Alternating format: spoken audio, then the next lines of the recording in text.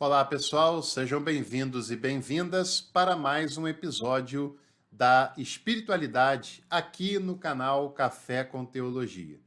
Hoje eu quero falar com vocês sobre uma passagem muito mal interpretada, que muitas vezes é transformada em um discurso mágico e que se perde o verdadeiro ensinamento que a passagem tem para nos ensinar. Quer saber qual é essa passagem? Refletir aqui com a gente? Você é bem-vindo, bem-vinda. É só ficar comigo até o final, que hoje nós vamos falar sobre isso.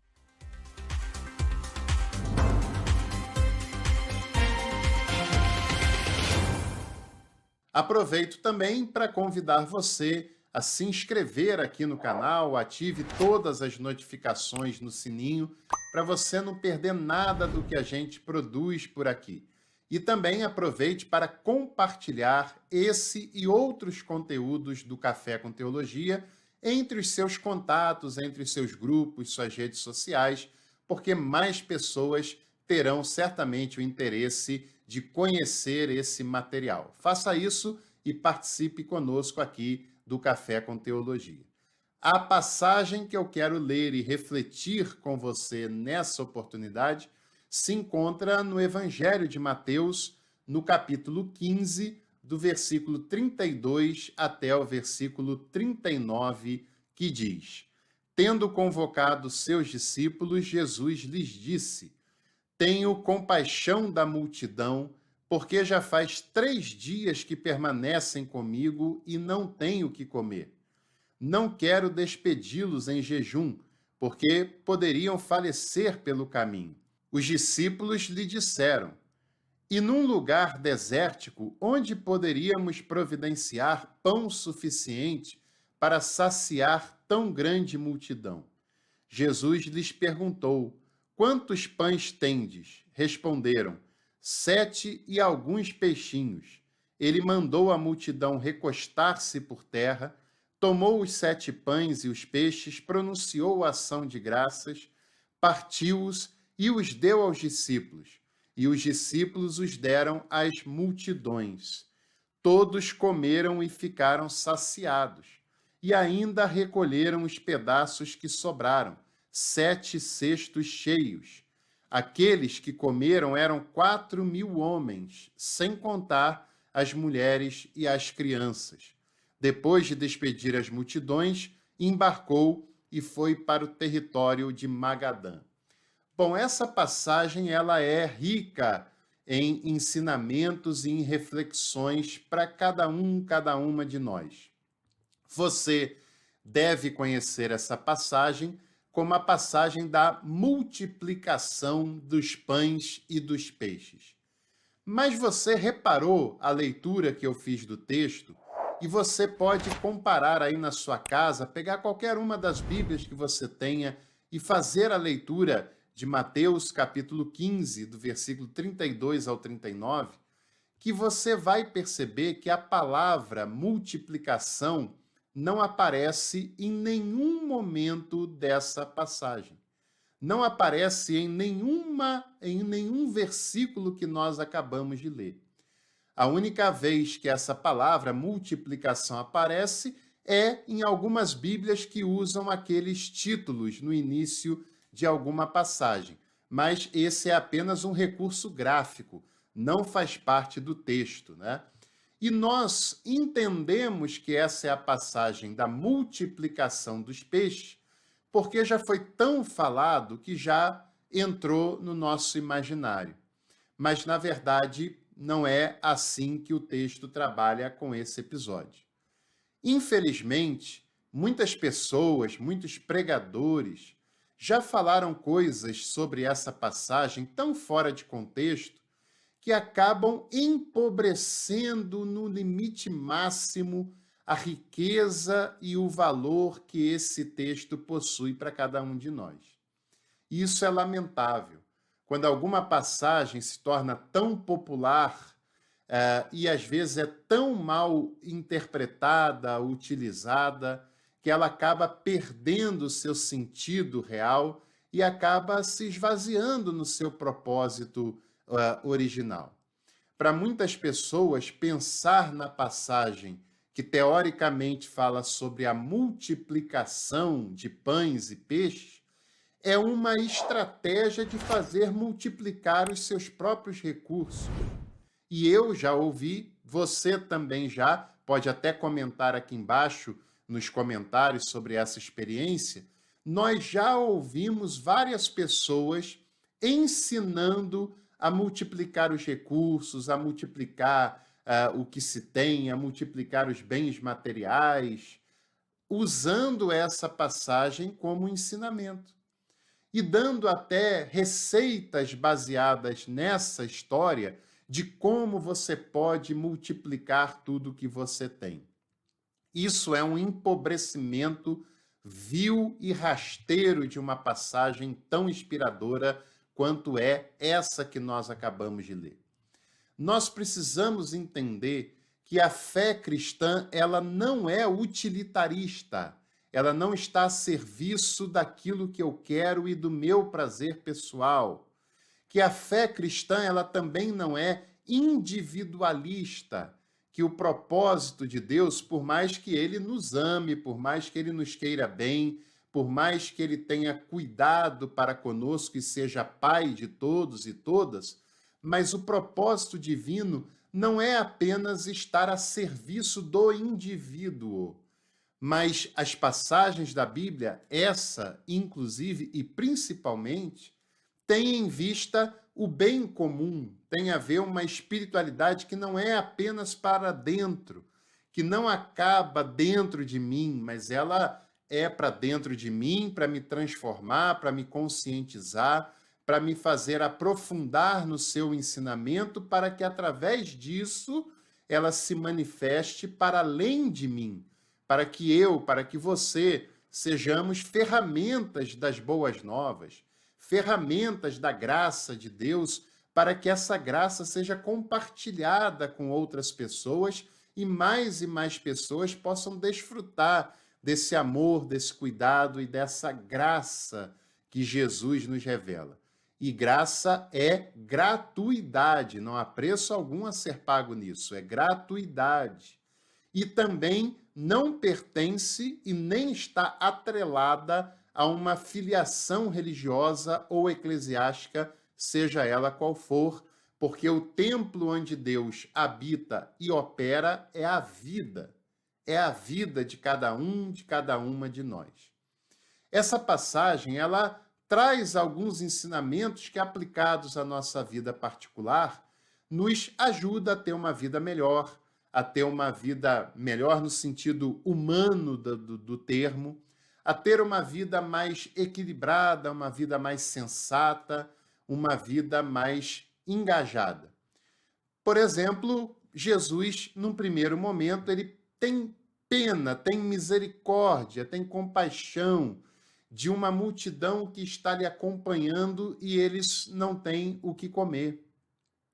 E o interessante é que Jesus abraça essa responsabilidade para si e abraça essa responsabilidade para os seus discípulos, que querem terceirizar, né? Os discípulos querem que Jesus despeça a multidão, que eles mesmos resolvam o seu problema com relação ao alimento, não é problema nosso, nosso problema aqui é em receber as pessoas, comunicar a palavra e depois manda elas embora, como muitas pessoas religiosas pensam dessa maneira. Para muitas pessoas religiosas, o papel da igreja, da instituição religiosa, é apenas fazer uma oração, apenas cantar uma música, por mais bonita que seja, apenas passar uma mensagem e depois é problema da pessoa. Problema de cuidar das suas necessidades, cuidar da questão do social, da questão da injustiça, ela acha que não é com ela, não é nosso papel é apenas cuidar da espiritualidade.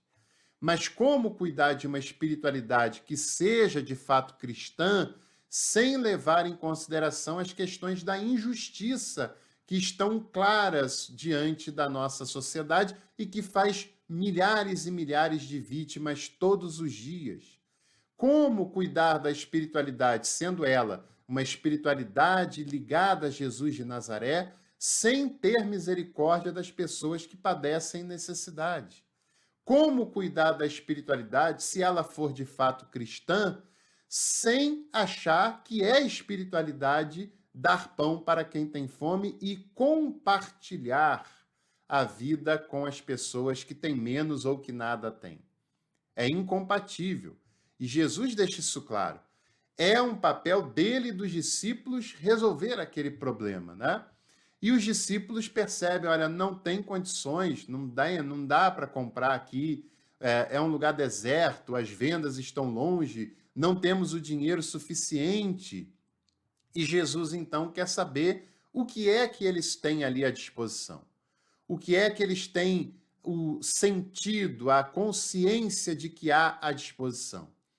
E aí os discípulos percebem que já tem alguma coisinha. Não era nada, como eles falaram. Tem alguma coisa. É pouco, é pequeno, é insuficiente, mas tem ali alguma coisa. Tem 5 pães, tem 2 peixes, e Jesus fala, então, traz isso para cá, traz isso para mim aqui. E Jesus faz algumas coisas ali muito interessantes que devem estar presentes na nossa vida.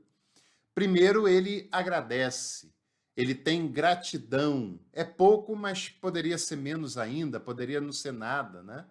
Ele tem gratidão, ele agradece a Deus pelo que se tem. Um coração grato é um coração que vive a vida de uma maneira mais plena, de uma maneira melhor, mais humanizada. Gratidão não significa alienação, não significa que você está conformado, mas que você está grato.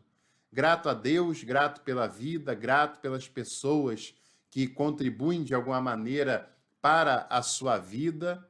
Jesus agradece, Jesus pede os discípulos para organizar a multidão que ali está, e esse também é um valor legal, né? Um valor interessante, ter uma vida organizada, uma vida sóbria, uma vida sem ostentações, uma vida que você não queira impressionar ninguém, seja pelo motivo que for, uma vida em que você procura se organizar, desde a arrumação daquilo que você faz, até a organização e o equilíbrio da maneira como você lida com as suas finanças, com as suas contas, com o seu tempo, com a sua família, com os seus sentimentos, com a sua mentalidade, enfim, a maneira como nós lidamos com as coisas. Jesus faz a multidão se assentar, porque todo mundo em pé, tumultuado, gritando, falando, isso nunca dá boa coisa, né? Isso nunca é uma solução de fato. O equilíbrio, a organização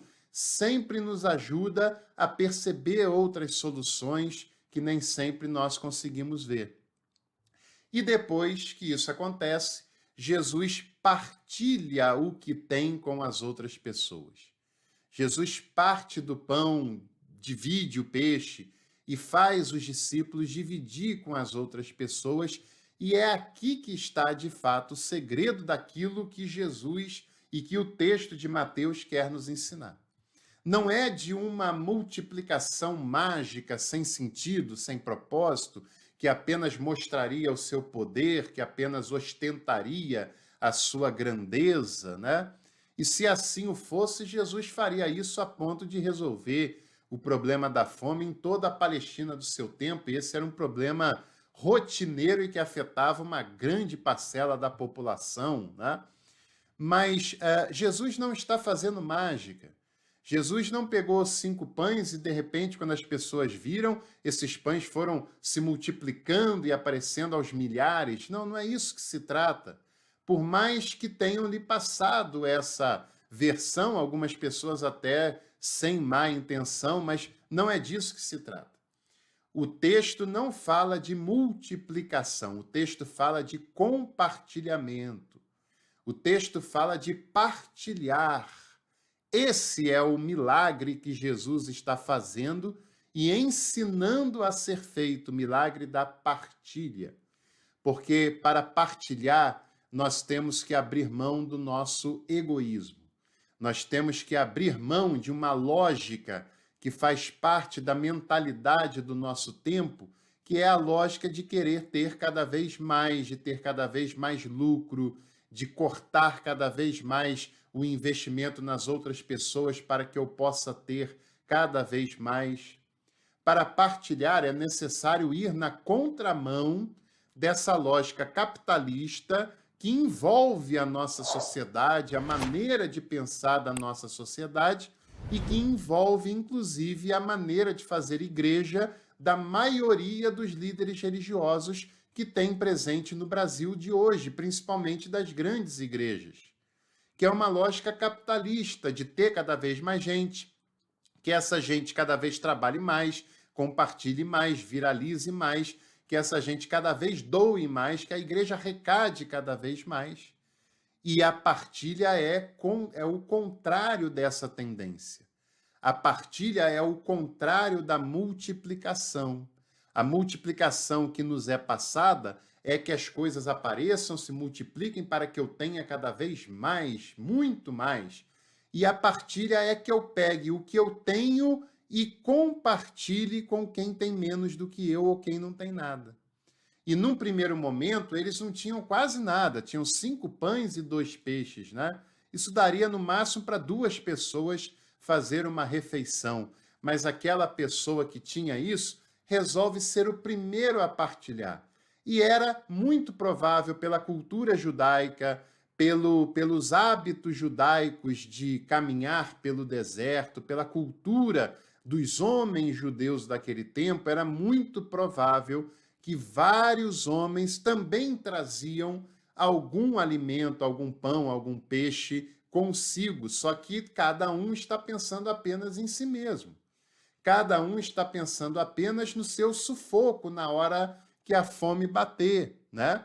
E lá também tinham muitas mulheres que não traziam certamente, muitas crianças, outras pessoas menos afortunadas que nem o seu lanche do dia a dia teriam. E o que Jesus está estimulando é que as pessoas compartilhem. Compartilhar vem de dividir, de partilhar o mesmo pão, né? De tornar o pão que era individual um pão comum entre as pessoas que ali estão. E com isso as pessoas vão partilhando, vão depositando o seu pão, o seu peixe, e Jesus vai distribuindo entre as pessoas, e as pessoas todas que ali estão, não só quem tinha, não só um pequeno grupo de privilegiados, mas toda a multidão de 4.000 homens, fora as mulheres e as crianças, que a gente não tem nem como saber quantas eram, no mínimo o mesmo número de homens, né? Talvez até mais. Toda essa multidão é saciada, é atendida na sua necessidade, e Jesus também ensina a guardar a sobra para depois compartilhar novamente com outras pessoas, porque Jesus não está ensinando a ostentação, o acúmulo, a sobrecarga, até porque isso iria estragar.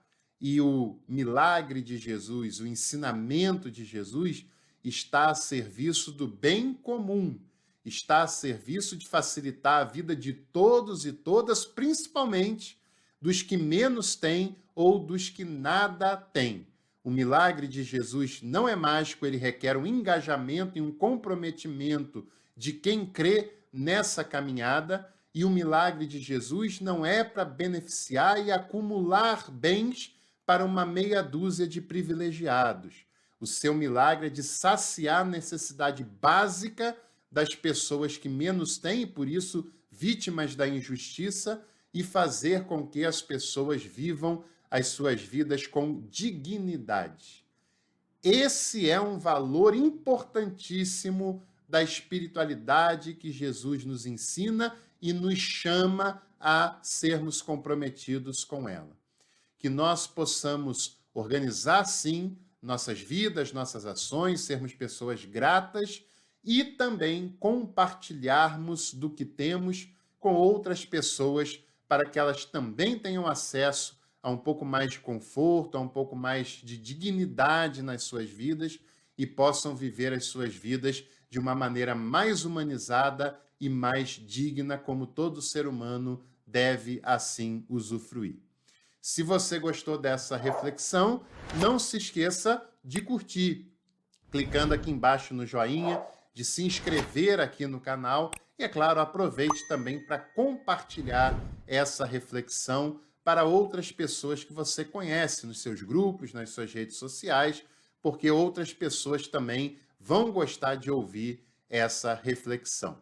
E eu desejo para você e toda a sua casa, toda a sua família, uma semana de dignidade, uma semana de paz, de tranquilidade e também uma semana cheia de gratidão e de partilha com pessoas que têm menos do que você. Um abraço, boa semana e até o próximo Café com Teologia.